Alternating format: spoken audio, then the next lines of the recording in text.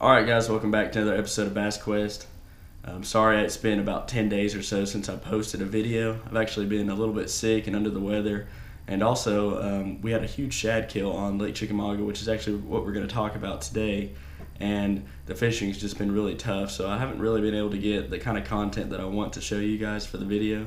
So what we're going to do today is I'm going to roll some footage of me smashing some fish during the fall on a spook. And while that's running in the background, you'll hear me talking about some tips on how you can catch some more fish during the winter and of course the shad kill. So let's get right into that. Guys, before we get too far into this, I want you to go ahead and check out, there's two links in the description below of two of my buddies who made some videos about the shad kill, and I think they had some really good things to say. One is Bryan with Bass Lives Matter, and the other is Cody with Bassbullies. So y'all stop the video right here, go watch those videos real quick, and I think they'll give you some good tips that I'm going to add to in this video. I hope y'all enjoyed those two videos there. Cody and Bryan had a lot of good things to say. I'm just going to kind of add to that. So, you know, the shad kill, thermal shock, whatever you want to call it, is basically when the water temperature gets so low that the shad can no longer regulate their bodily systems. And one important system that they have is a swim bladder. You know, most fish have that.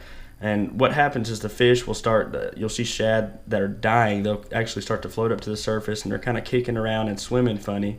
And a lot of people see that and they recognize that as the shad kill. Now that's not the only thing that's going on. Just because the shad can't regulate their swim bladder doesn't mean they're all at the surface. They're actually in all parts of the water column.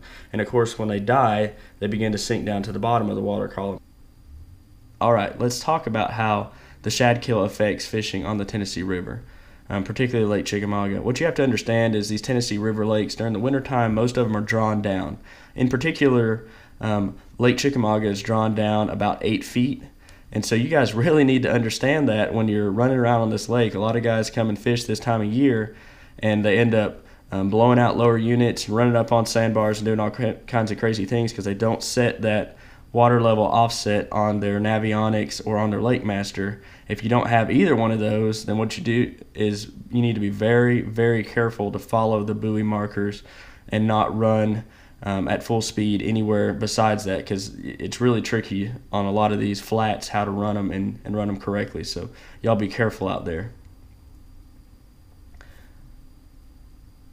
Now, specifically talking about last week, what I noticed was one of the biggest shad kills I've ever seen on the Tennessee River. Water temperatures got down, what I read last Thursday, or it might have been the Thursday before, I read water temperatures down in the main lake at 35 to 37 degrees at the surface. That is the coldest I've ever seen the water temperature on Chickamauga, and I've been fishing this lake for 20 plus years now. So it's crazy. And we have to understand, when we have prolonged periods of cold, it's not just the surface that is cooled down. You actually have a cooling trend that'll run deeper into the water column, and what it'll do is the fish and the bait will get pushed lower and lower in the water column. And that'll be important when we start talking about baits to use to catch these fish. Let's talk about breaking up the lake when there's a shad kill or when we have temperatures this cold. So when we're thinking, let's think specifically about Chickamauga here. So you have the upper end of the reservoir up north towards Dayton, Hiawassee area, where you have water coming in through those tributaries into the river system. And then you have the middle area of the lake where there's not much going on. That's just kind of stable water. It's got good ledges, good fishing. And then you have what I'll call the lower end of the lake below Sequoia. So something really important to remember on these Tennessee River lakes, a lot of them have a nuclear power plant, and those nuclear power plants have warm water discharge.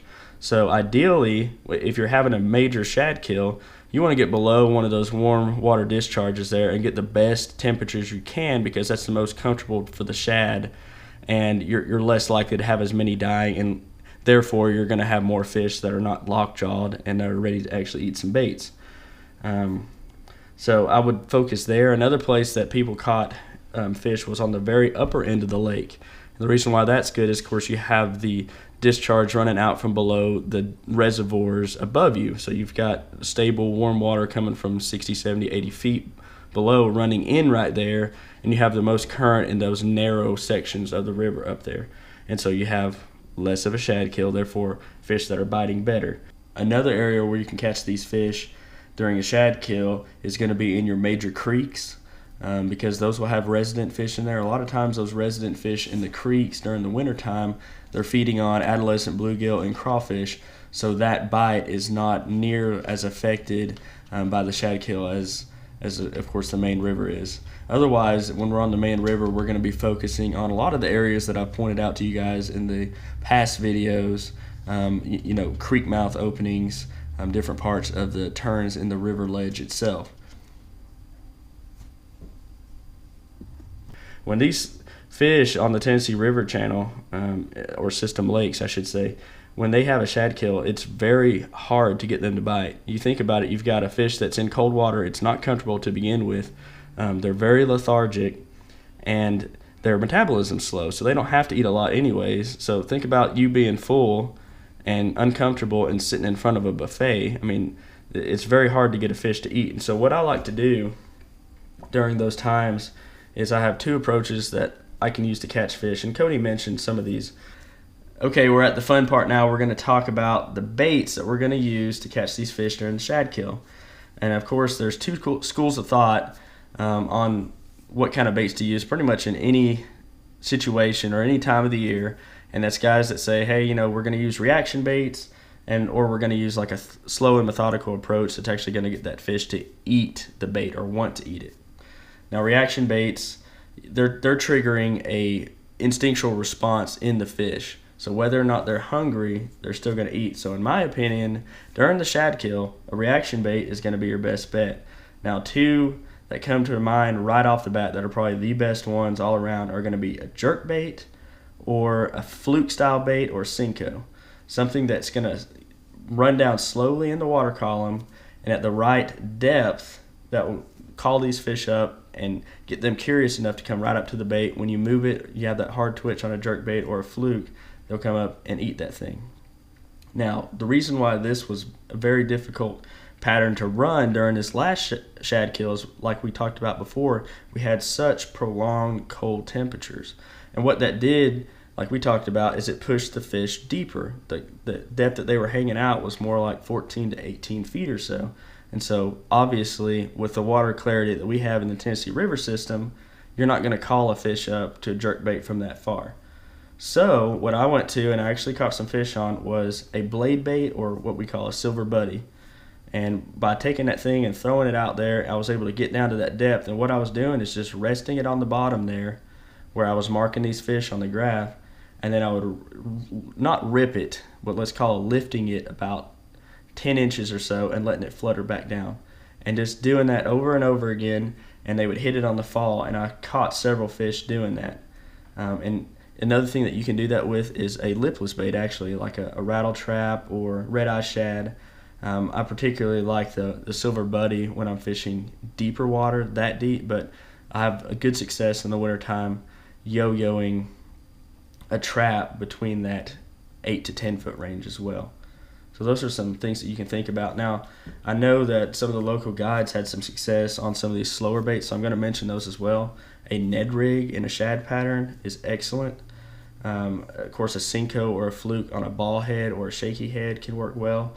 And then another one that a lot of people don't really think about that much on the Tennessee River, at least on Chickamauga, is a floating fly. A lot of guys around here don't fish those, but you can actually, on a slip bobber, you can suspend that bait pretty deep, and even all the way out to 15 feet, 20 feet or so, in order to get those fish, or get the bait, I should say, at the proper depth to catch those fish. All right, just a couple parting tips. I noticed Sunday was the last time I was out, and there was a lot of guys that were just kind of hanging out in the same areas and fishing really slow and fishing a lot of different stuff. But I want to encourage you, like I've talked about before, get on those graphs and actually find fish on the graph if you're going to fish real slow. And don't be afraid to bounce around from area to area in different parts of the lake. It's particularly if you're going for more than one day, you might want to fish the upper third, middle third, or lower third of the lake and find some active fish and find a pattern that you can run. If you get too bogged down and it takes you too long to find fish, you'll end up having a really bad day on this lake. So bounce around, find the fish, and catch them. I'm really looking forward coming up. It's actually Friday the 26th right now of January. I'm looking forward to getting out on the water. The shad kill, of course, we've been talking about that. Well, the effects of that should be over now. The shad should be washed out of the system, or should be rotten enough where the bass themselves are not eating them anymore. And the water temperatures, we've had a pretty extreme warming trend. I expect the water temperatures will be mid-40s, maybe even closer to 50 degrees.